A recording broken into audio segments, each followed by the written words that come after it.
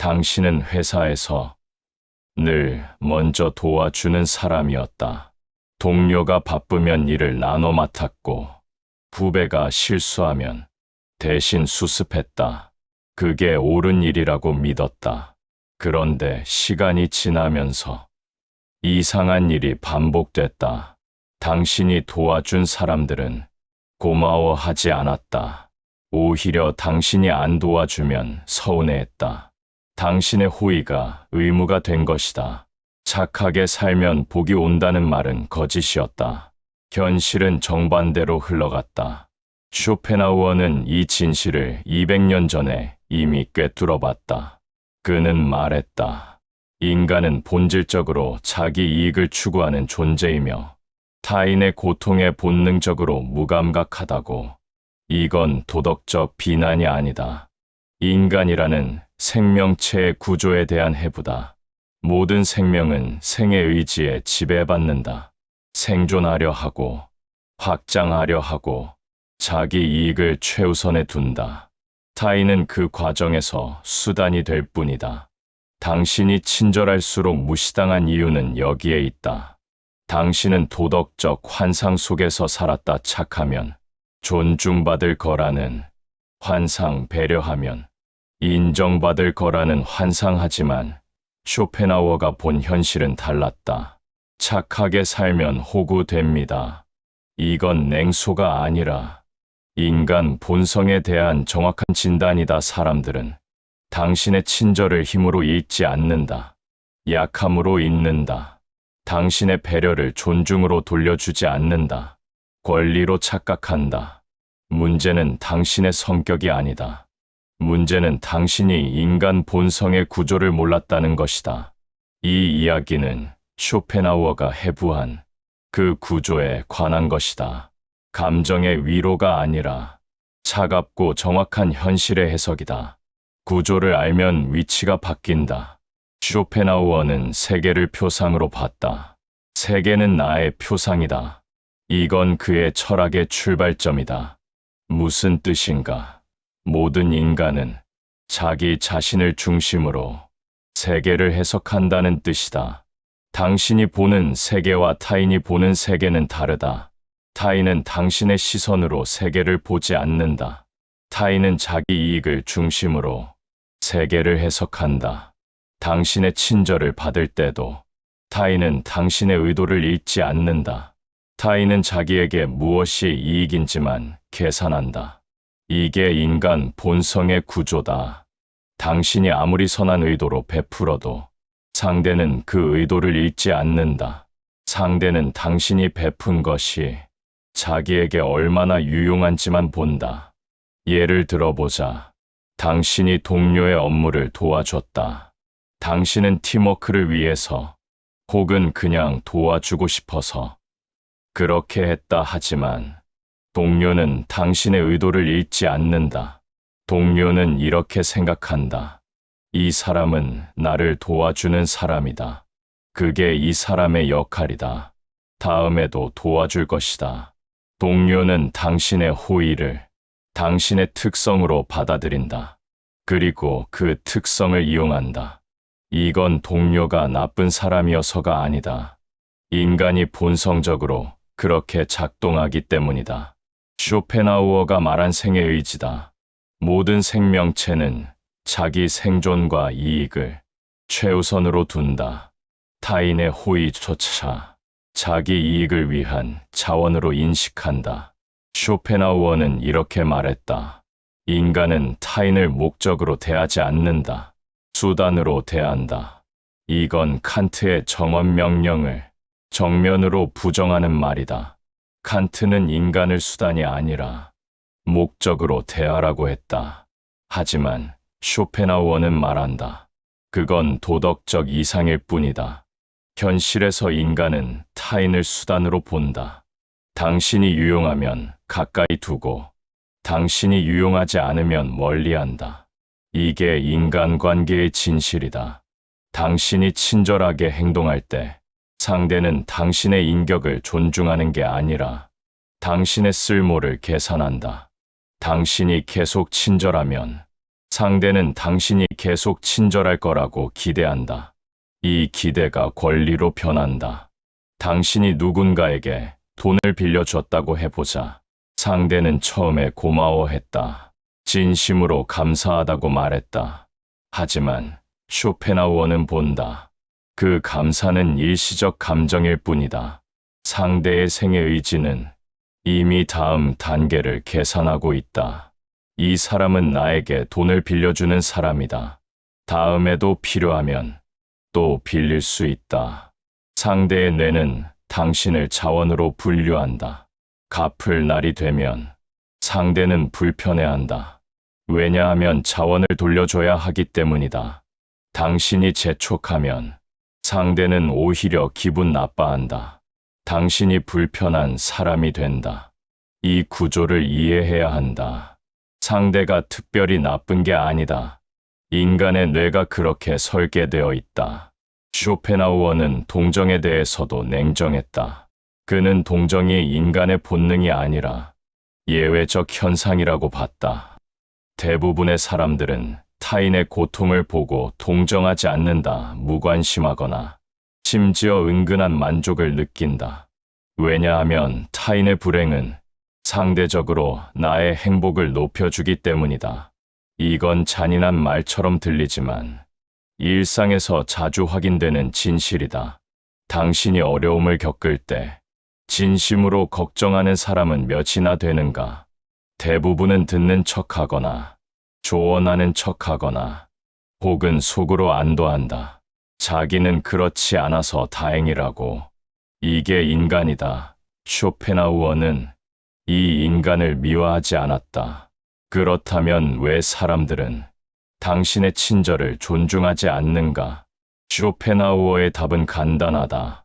친절은 힘의 신호가 아니기 때문이다. 자연에서 강한 동물은 약한 동물을 함부로 대하지 않는다. 강한 동물은 여유가 있다. 약한 동물은 필사적이다. 인간관계도 마찬가지다. 강한 사람은 배려할 여유가 있다.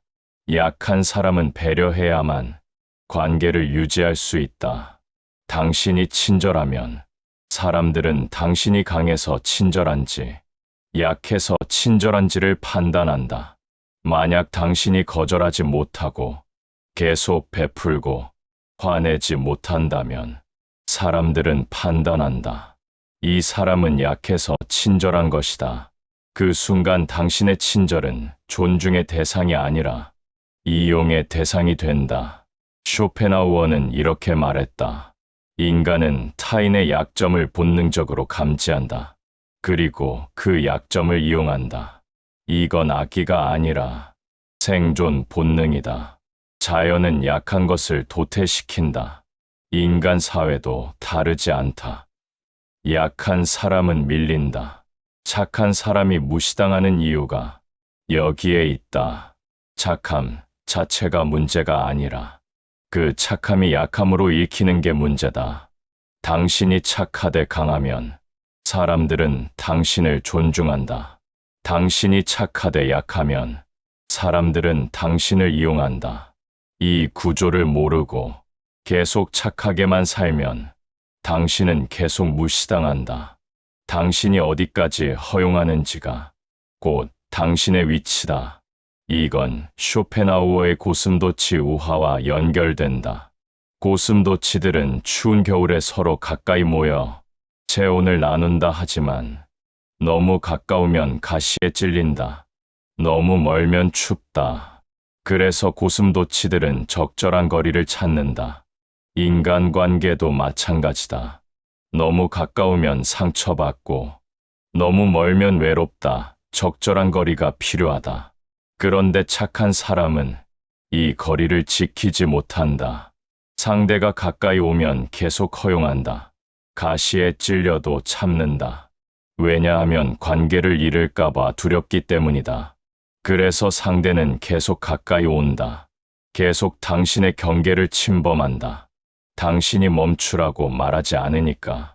문제는 당신의 성격이 아니라 위치였다. 당신은 관계에서 낮은 위치에 있었다. 당신이 상대를 필요로 했고 상대는 그걸 알았다. 필요로 하는 사람은 약하다. 필요로 하지 않는 사람이 강하다. 쇼펜하우어는 이 구조를 명확하게 봤다.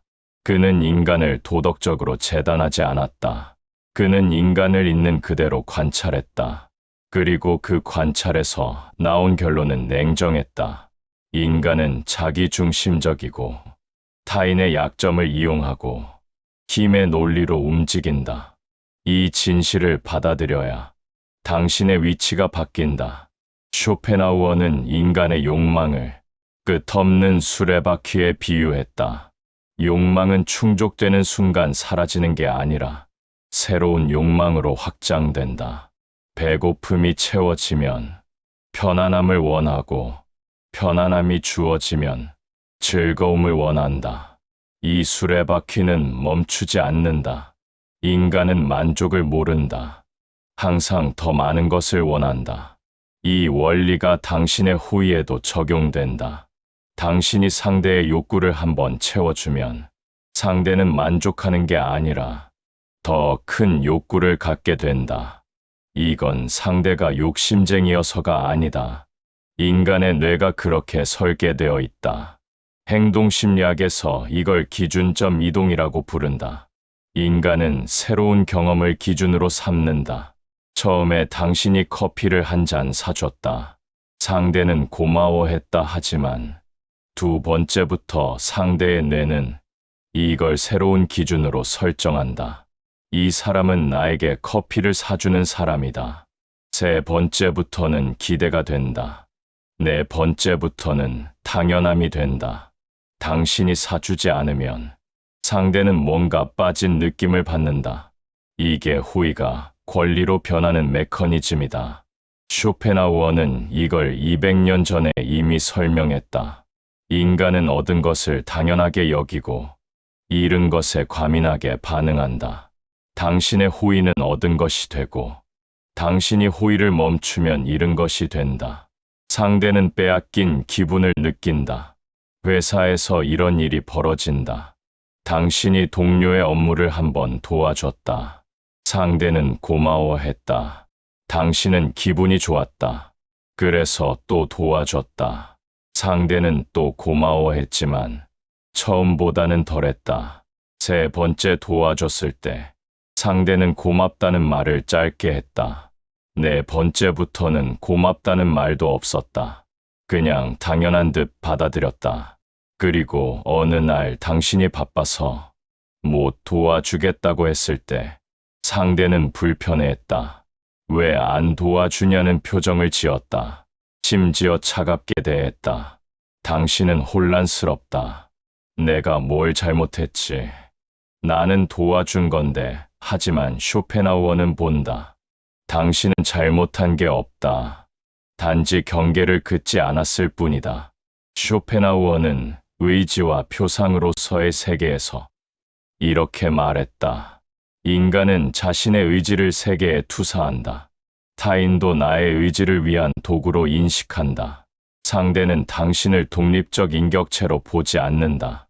상대의 필요를 충족시켜주는 기능으로 본다. 당신이 한번 그 기능을 수행하면 상대의 뇌는 당신을 그 역할로 고정시킨다. 이건 의식적 판단이 아니라 무의식적 인식이다. 상대는 악의 없이 당신을 이용한다. 왜냐하면 상대에게 당신은 이미 도와주는 사람이라는 카테고리에 들어갔기 때문이다. 그렇다면 왜 당신은 경계를 긋지 못하는가? 쇼펜하우어는 인간의 두려움을 분석했다. 인간이 가장 두려워하는 것은 죽음이 아니라 고립이다. 인간은 사회적 동물이다. 군집에서 배제되면 생존이 불가능하다. 이 본능이 현대에도 작동한다. 당신은 관계를 잃을까봐 두렵다. 거절하면 미움받을까봐 두렵다. 혼자 남을까봐 두렵다. 이 두려움이 당신을 낮은 위치에 가둔다. 상대는 이 두려움을 감지한다. 의식적으로 계산하는 게 아니다. 본능적으로 느낀다. 이 사람은 나를 잃을까봐 두려워한다. 그 순간 힘의 균형이 무너진다. 쇼펜하우어는 이렇게 말했다. 두려움은 약함의 가장 명확한 신호다. 두려워하는 사람은 협상력이 없다. 두려워하지 않는 사람이 관계를 지배한다. 이건 지배하려는 의도가 없어도 자연스럽게 벌어지는 일이다. 당신이 떠날 수 없으면 상대는 당신을 함부로 대한다. 당신이 떠날 수 있으면 상대는 당신을 조심스럽게 대한다. 이게 인간관계의 역학이다. 쇼펜하우어는 이 역학을 도덕적으로 판단하지 않았다. 그는 이것을 자연의 법칙으로 봤다. 물이 높은 곳에서 낮은 곳으로 흐르듯이 힘은 강한 쪽에서 약한 쪽으로 흐른다. 당신이 호의를 베풀 때마다 상대는 당신을 시험한다. 의식적으로 시험하는 게 아니다. 본능적으로 경계를 탐색한다. 어디까지 밀어붙일 수 있는지, 어디까지 요구할 수 있는지를 확인한다. 당신이 거절하지 않으면 상대는 한 발 더 들어온다. 당신이 또 허용하면 상대는 또 한 발 들어온다. 이게 반복되면서 당신의 경계는 계속 뒤로 밀린다. 어느 순간 당신은 깨닫는다. 내가 허용한 범위가 이렇게 넓어졌구나. 하지만 이미 늦었다.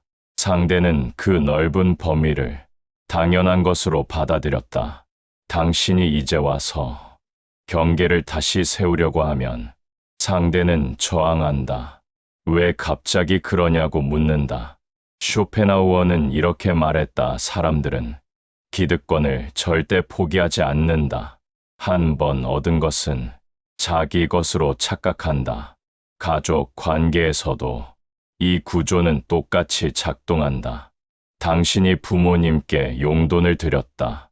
처음에 부모님은 고마워했다. 받지 않으려고 했다. 하지만 당신이 계속 드리면서 부모님의 태도가 바뀌었다. 이제는 당연하게 받는다. 심지어 금액이 줄면 섭섭해한다. 이건 부모님이 나쁜 게 아니다.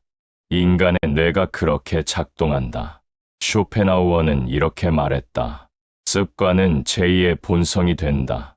당신이 준 것이 습관이 되면 그건 상대에게 본성처럼 느껴진다. 당신이 주지 않으면 상대는 본성이 훼손된 느낌을 받는다. 이게 호의가 권리로 변하는 최종 단계다. 쇼펜하우어는 동정의 윤리를 말하면서도 동정이 인간의 본능이 아님을 강조했다. 진정한 동정은 타인의 고통을 자기 고통처럼 느끼는 것이다. 하지만 대부분의 사람들은 그렇게 느끼지 않는다. 사람들은 자기 이익을 계산한다. 당신이 베푸는 호의도 마찬가지다. 상대는 당신의 선의를 느끼지 않는다. 상대는 자기가 얻는 이익만 계산한다.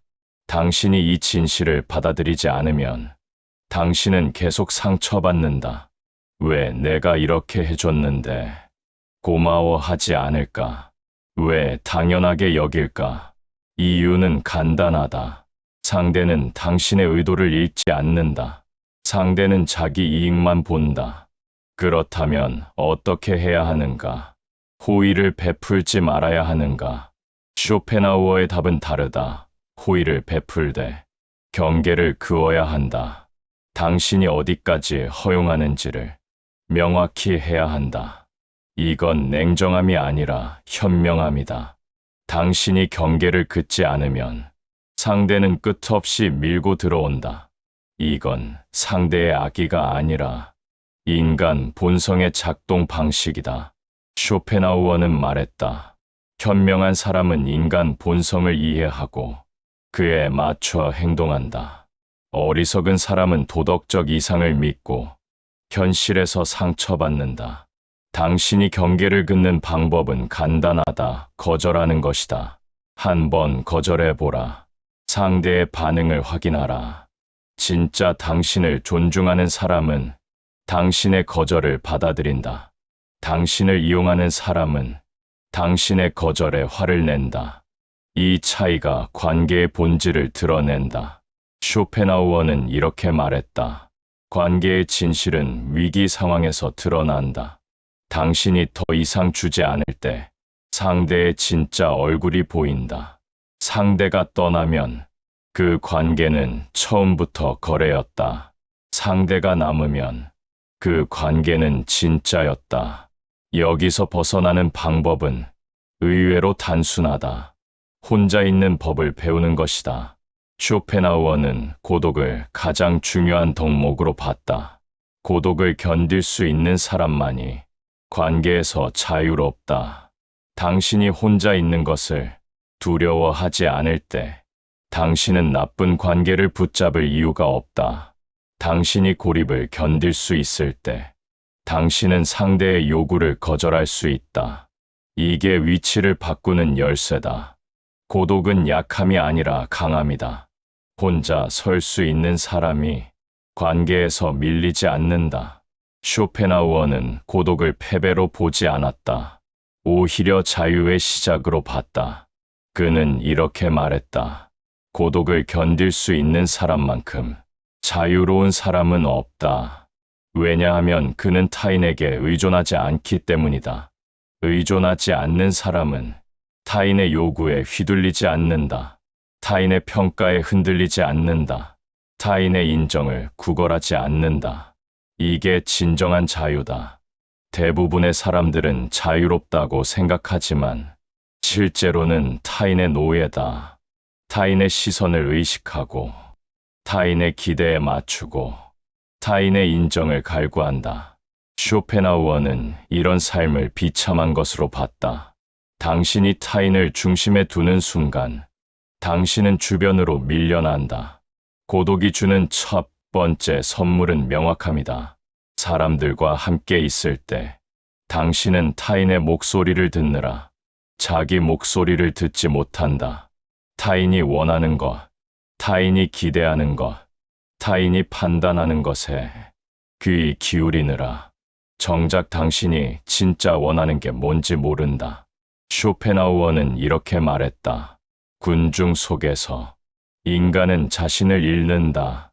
사람들은 혼자 있는 것을 견디지 못해서 끊임없이 타인과 어울린다. 하지만 그 과정에서 자기 자신을 잃어버린다. 타인의 의견을 자기 의견으로 착각하고 타인의 욕망을 자기 욕망으로 착각한다. 혼자 있을 때만 이 혼란에서 벗어날 수 있다. 당신이 혼자 있는 시간을 가져보라. 처음에는 불편할 것이다. 외로울 것이다. 하지만 그 불편함을 견디면 당신은 명확함을 얻는다.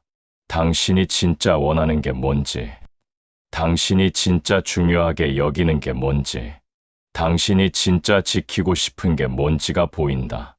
이 명확함이 있을 때 당신은 관계에서 흔들리지 않는다. 당신은 타인의 요구를 들어줄지 말지를 자기 기준으로 판단할 수 있다. 타인이 서운해하든 말든 그건 중요하지 않다. 중요한 건 당신의 기준이다. 쇼펜하우어는 자신의 삶으로 이것을 증명했다. 그는 평생 대부분의 시간을 혼자 보냈다. 사교 모임을 피했고 가족과도 거리를 뒀다. 사람들은 그를 괴팍한 사람이라고 불렀다. 하지만 그는 개의치 않았다. 그는 자기 철학을 완성하는 데 집중했다. 그는 타인의 인정을 구하지 않았다. 실제로 그의 책은 생전에 거의 팔리지 않았다 하지만 그는 흔들리지 않았다. 왜냐하면 그는 자기 확신이 있었기 때문이다. 타인의 평가가 아니라 자기 기준으로 살았기 때문이다. 이게 고독이 주는 힘이다. 당신은 타인의 승인 없이도 자기 길을 갈 수 있다. 고독이 주는 두 번째 선물은 선택권이다. 당신이 혼자 있는 것을 견딜 수 있을 때 당신은 관계를 선택할 수 있다. 당신이 혼자 있는 것을 두려워하면 당신은 관계를 선택하지 못한다. 어떤 관계든 붙잡는다. 나쁜 관계라도, 당신을 무시하는 관계라도, 당신을 이용하는 관계라도 놓지 못한다. 왜냐하면 혼자 남는 게 더 두렵기 때문이다. 하지만 당신이 혼자 있어도 괜찮다는 걸 알면 당신은 관계를 평가할 수 있다. 이 관계가 나에게 가치가 있는가? 이 사람이 나를 존중하는가? 이 관계가 나를 성장시키는가? 이런 질문을 할 수 있다. 그리고 답이 아니오라면 당신은 그 관계를 끝낼 수 있다. 쇼펜하우어는 이렇게 말했다. 현명한 사람은 필요한 고독을 선택하고 어리석은 사람은 필요 없는 관계를 붙잡는다. 당신이 회사에서 누군가와 갈등을 겪는다고 해보자. 상대는 당신을 무시한다. 당신은 화가 나지만 참는다. 왜 참는가? 관계가 나빠질까봐. 직장 분위기가 나빠질까봐 두렵기 때문이다. 하지만 쇼펜하우어는 묻는다. 그 관계가 정말 지킬 가치가 있는가? 당신을 무시하는 사람과의 관계가 당신에게 무슨 의미인가? 없는 편이 낫지 않은가? 이 질문에 답할 수 있으려면 당신은 혼자 있어도 괜찮아야 한다. 그 사람을 잃어도 괜찮다는 확신이 있어야 한다. 고독을 받아들인 사람에게는 변화가 일어난다. 첫째, 그는 필사적이지 않게 된다. 관계에 매달리지 않는다. 타인의 인정에 목매지 않는다. 둘째, 그는 경계를 긋게 된다. 어디까지 허용하고 어디부터 거절할지를 명확히 안다. 셋째, 그는 조용해진다. 설명하지 않고 변명하지 않고 그냥 행동한다. 이 세 가지가 결합되면 그는 더 이상 무시당하지 않는다. 왜냐하면 그는 더 이상 만만하지 않기 때문이다. 쇼펜하우어는 이렇게 말했다. 떠날 수 있는 사람이 가장 강한 사람이다. 떠날 수 없는 사람은 아무리 착해도 존중받지 못한다. 이제 무심함에 대해 말해보자. 무심함은 쇼펜하우어 철학의 핵심이다. 그는 의지의 부정을 말했다. 인간은 끊임없이 욕망하고 그 욕망 때문에 고통받는다. 욕망이 충족되면 권태가 오고 욕망이 좌절되면 고통이 온다. 이 순환에서 벗어나는 방법은 의지를 부정하는 것이다. 욕망하지 않는 것이다. 기대하지 않는 것이다. 집착하지 않는 것이다. 이게 무심함이다. 무심함은 냉정함이 아니다. 무심함은 평화다. 당신이 타인의 반응에 기대를 걸지 않을 때 당신은 실망하지 않는다. 당신이 관계의 결과에 집착하지 않을 때 당신은 자유롭다. 무심함의 첫 번째 원칙은 기대를 내려놓는 것이다. 당신이 착하게 살면서 무시당하는 이유 중 하나는 당신이 너무 많이 기대하기 때문이다. 당신은 베풀면 돌아올 거라고 기대한다. 당신은 친절하면 존중받을 거라고 기대한다. 당신은 배려하면 인정받을 거라고 기대한다. 이 기대가 당신을 아프게 한다. 쇼펜하우어는 말했다. 기대는 고통의 씨앗이다. 당신이 기대하면 현실이 기대에 미치지 못할 때 당신은 고통받는다. 당신이 기대하지 않으면 현실이 어떻든 당신은 평화롭다. 기대를 내려놓는다는 건 베풀지 말라는 뜻이 아니다. 베풀되 돌아오길 기대하지 않는다는 뜻이다. 당신은 친절하되 존중받길 기대하지 않는다. 당신은 배려하되 인정받길 기대하지 않는다. 당신은 당신의 방식대로 산다. 상대가 어떻게 받아들이든 그건 상대의 몫이다. 쇼펜하우어는 이렇게 말했다. 우리는 우리의 행동을 통제할 수 있지만 타인의 반응은 통제할 수 없다. 그러니 타인의 반응에 매달리는 건 의미 없는 일이다. 당신은 당신이 옳다고 생각하는 방식으로 행동한다. 그걸로 충분하다. 예를 들어보자. 당신이 동료를 도와줬다. 쇼펜하우어적 무심함이 있는 사람은 이렇게 생각한다. 나는 도와주고 싶어서 도와줬다. 상대가 고마워하든 안 하든 그건 상대의 선택이다. 나는 내가 할 일을 했다. 이 태도가 있으면 상대가 고마워하지 않아도 당신은 상처받지 않는다. 상대가 당연하게 여겨도 당신은 화나지 않는다. 왜냐하면 당신은 처음부터 상대의 반응을 기대하지 않았기 때문이다. 이게 무심함의 힘이다. 당신은 베풀지만 집착하지 않는다. 당신은 친절하지만 기대하지 않는다. 무심함의 두 번째 원칙은 타인의 평가에서 자유로워지는 것이다. 쇼펜하우어는 명예와 명성에 대해 신랄하게 비판했다. 그는 이렇게 말했다. 사람들은 타인의 머릿속에 있는 자기 이미지에 집착한다. 타인이 나를 어떻게 생각하는지, 타인이 나를 어떻게 평가하는지에 매달린다 하지만 타인의 머릿속은 당신이 통제할 수 없는 영역이다. 타인은 자기 기준으로 당신을 판단한다. 당신이 아무리 잘해도 타인의 기준에 맞지 않으면 인정받지 못한다. 그러니 타인의 평가에 매달리는 건 어리석은 일이다. 당신이 회사에서 열심히 일한다. 성과도 낸다 하지만 상사는 인정하지 않는다. 당신은 억울하다 더 열심히 일한다. 상사의 인정을 받으려고 애쓴다 하지만 상사는 여전히 인정하지 않는다. 쇼펜하우어는 이 상황을 이렇게 분석한다. 당신은 상사의 평가를 중심에 뒀다. 상사의 인정이 당신의 가치를 결정한다고 생각했다. 이게 문제다. 당신의 가치는 상사의 평가에 있지 않다. 당신의 가치는 당신 안에 있다. 당신이 스스로를 어떻게 평가하는지가 중요하다. 상사가 인정하든 안 하든 그건 상사의 문제다. 당신은 당신이 잘하고 있다는 걸 안다.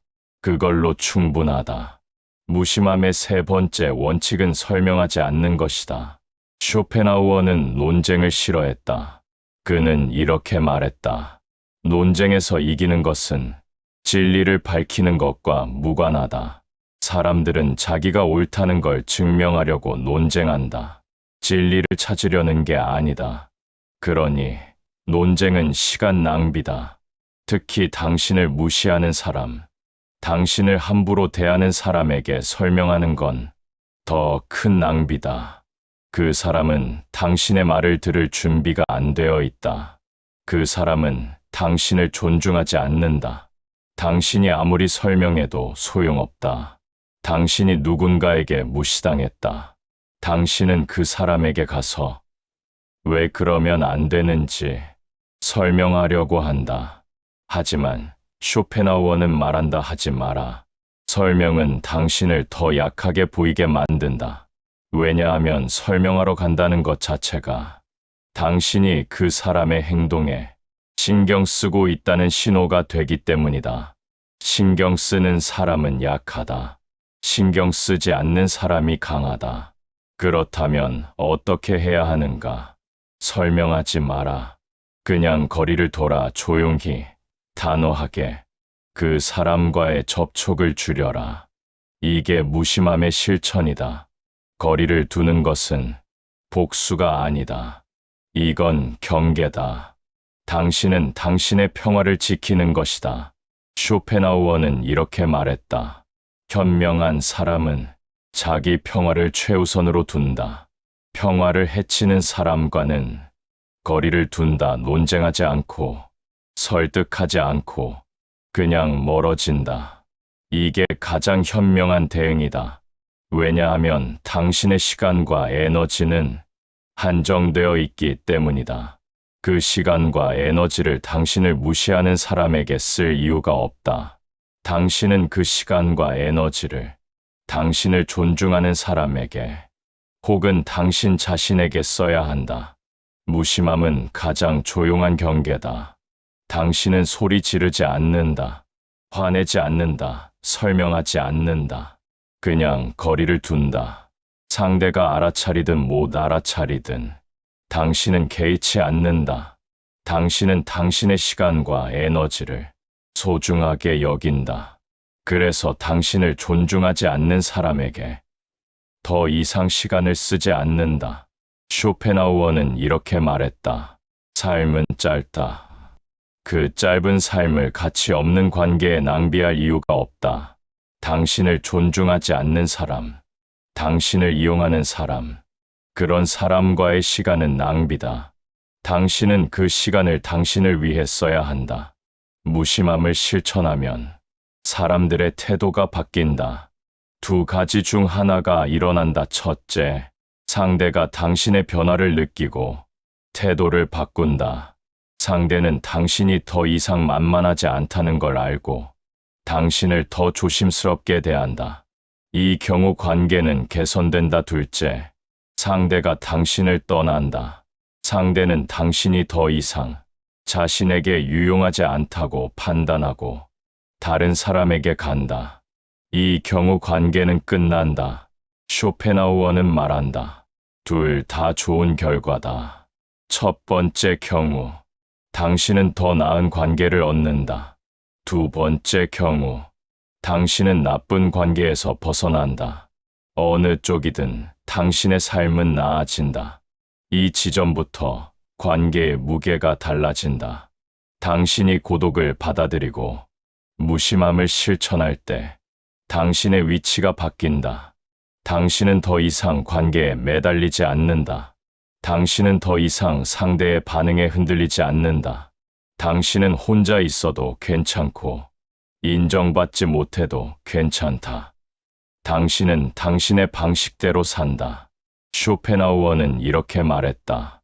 이런 사람이 진정으로 자유로운 사람이다. 이런 사람이 진정으로 강한 사람이다. 그는 아무것도 강요하지 않지만 아무것도 허용하지 않는다. 그는 조용하지만 흔들리지 않는다. 그는 부드럽지만 약하지 않다. 쇼펜하우어는 인간의 본성을 해부했지만 인간을 증오하지는 않았다. 그는 이렇게 말했다. 인간을 이해하되 기대하지 마라. 당신을 무시하는 사람, 당신을 함부로 대하는 사람, 그 사람은 본질적으로 강하지 않다. 강한 사람은 타인을 깎아내릴 필요가 없다. 강한 사람은 자기 확신이 있기 때문에 타인을 무시해서 자기를 높일 이유가 없다. 당신을 무시하는 사람은 내면이 불안하다. 그 사람은 자신이 약하다는 걸 알기 때문에 당신을 낮춰서 자신을 높이려고 한다. 이건 힘의 표현이 아니라 불안의 표현이다. 쇼펜하우어는 자존심과 허영을 구분했다. 자존심은 자기 가치에 대한 내적 확신이다. 허영은 타인의 평가에 의존하는 외적 욕구다. 자존심이 있는 사람은 타인의 인정이 필요 없다. 허영이 있는 사람은 끊임없이 타인의 인정을 구한다. 그리고 그 과정에서 타인을 깎아내린다. 당신을 무시하는 사람은 허영으로 가득한 사람이다. 그 사람은 자기 가치를 확신하지 못한다. 그래서 당신을 무시함으로써 상대적으로 자기를 높이려고 한다. 이건 그 사람의 약함이다. 당신의 약함이 아니다. 하지만 여기서 중요한 건 이것이다. 그 사람이 약하다는 걸 알아도 당신의 위치는 저절로 바뀌지 않는다. 왜냐하면 문제는 그 사람 자체가 아니라 그 사람을 중심에 둔 당신의 태도였기 때문이다. 쇼펜하우어는 이렇게 말했다. 우리가 고통받는 이유는 외부 상황 때문이 아니라 우리가 그 상황을 어떻게 해석하는지 때문이다. 당신은 그 사람의 평가를 중요하게 여겼다. 당신은 그 사람의 인정을 원했다. 당신은 그 사람과의 관계를 지키려고 애썼다. 이 모든 게 당신을 낮은 위치에 놓았다. 당신이 그 사람을 중심에 두는 순간 당신은 주변으로 밀려난다. 쇼펜하우어의 철학에서 가장 중요한 개념은 표상이다. 세계는 나의 표상이다. 당신이 세계를 어떻게 보는지가 당신의 세계를 결정한다. 당신이 그 사람을 중심에 두고 보면 그 사람이 당신의 세계의 중심이 된다. 당신이 자신을 중심에 두고 보면 당신이 당신 세계의 중심이 된다. 이건 자기중심적이라는 뜻이 아니다. 이건 자기 중심을 지킨다는 뜻이다. 쇼펜하우어는 말했다. 현명한 사람은 자기 내면에 중심을 둔다.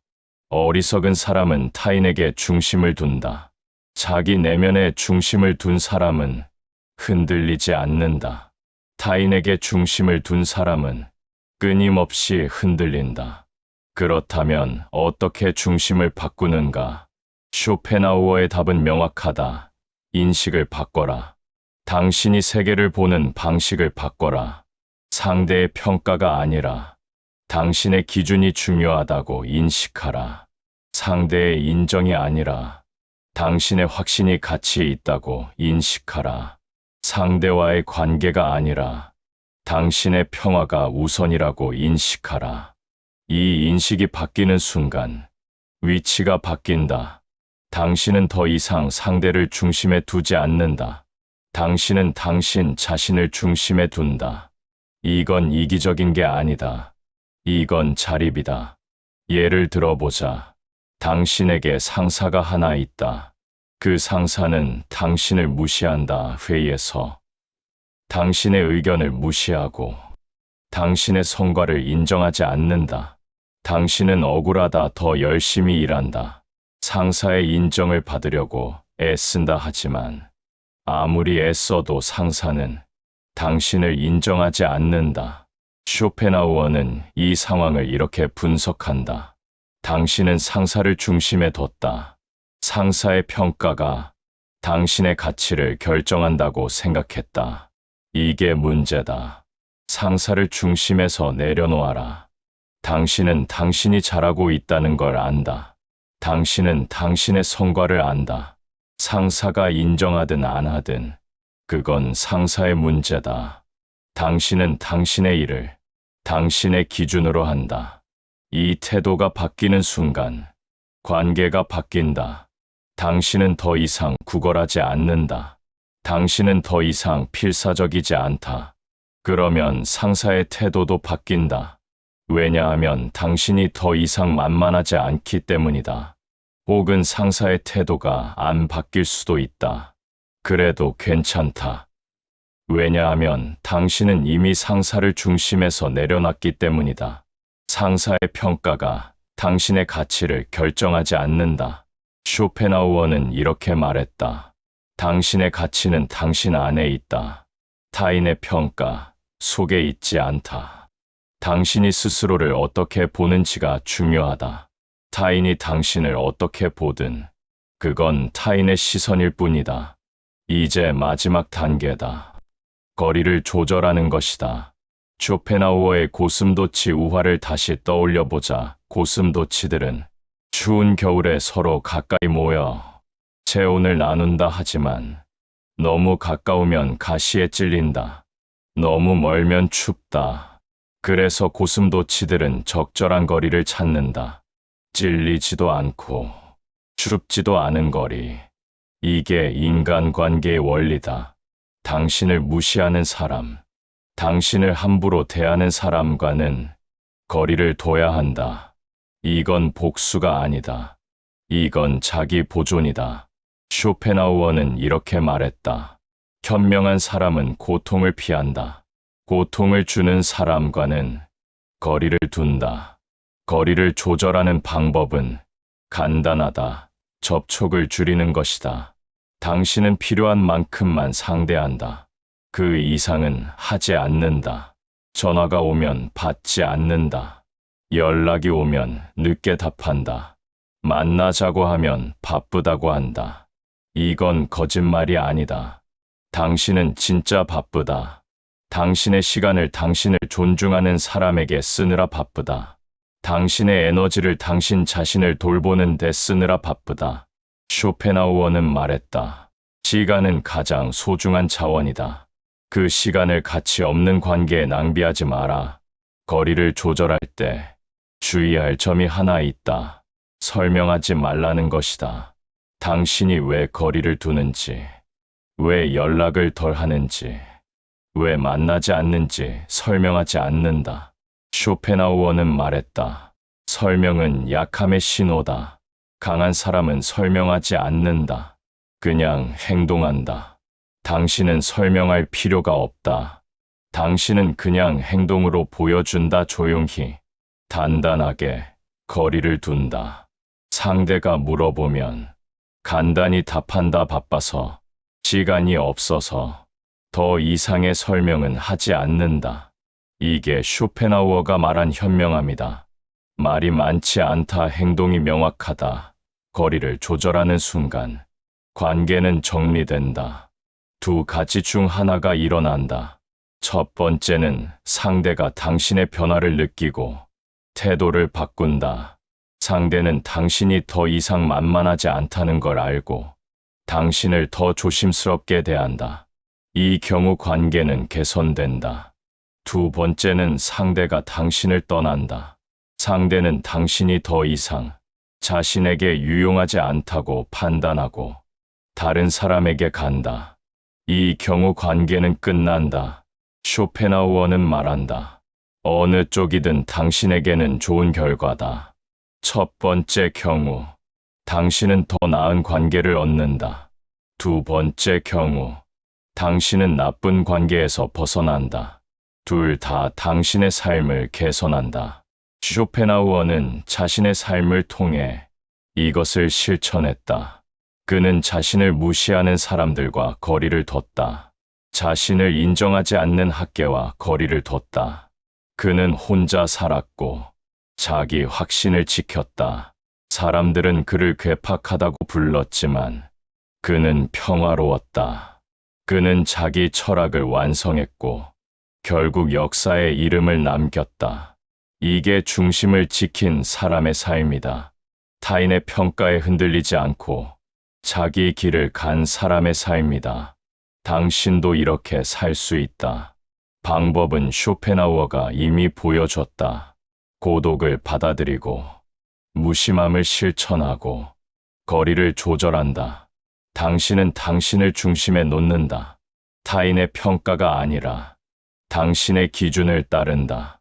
타인의 인정이 아니라 당신의 확신을 믿는다.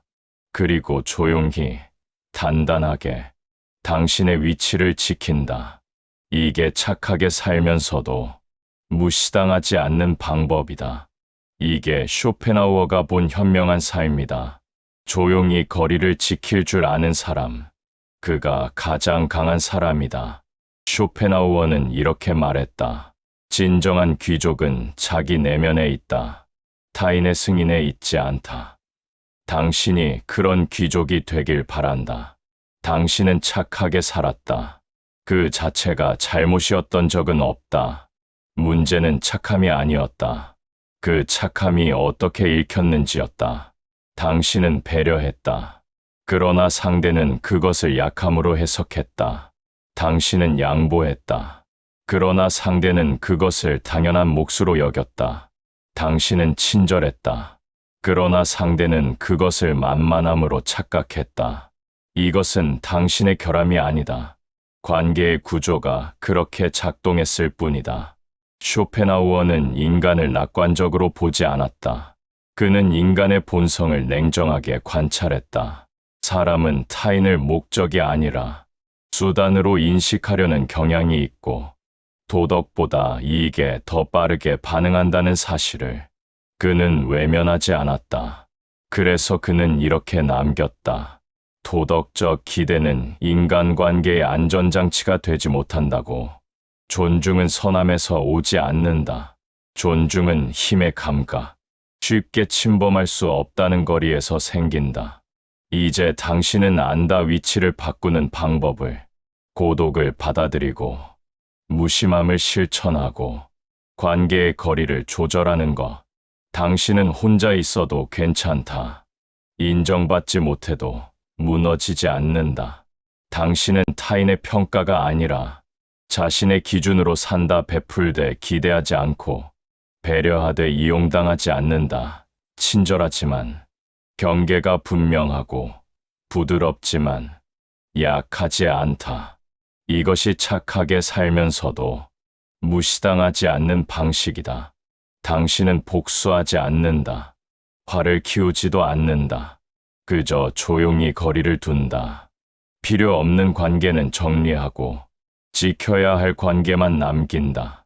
당신을 존중하는 사람에게 시간을 주고 당신을 가볍게 여기는 사람에게는 더 이상 마음을 쓰지 않는다. 이것이 현명한 삶이다. 조용히 거리를 지킬 줄 아는 사람, 혼자 서 있어도 흔들리지 않는 사람, 그가 가장 강한 사람이다. 당신이 그 자리에 서 있기를 쇼펜하우어는 그렇게 바라보았을 것이다.